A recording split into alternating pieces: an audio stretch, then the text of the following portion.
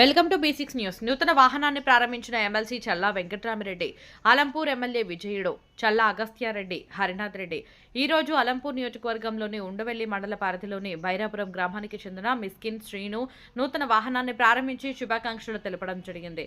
ఈ కార్యక్రమంలో single window అధ్యక్షుడు గజేందర్ రెడ్డి, మహేశ్వర్ రెడ్డి, సత్యనారాయణ, పుల్లూరు రఘురెడ్డి, బీఆర్ఎస్ నాయకులు తదితరులు ఉన్నారు.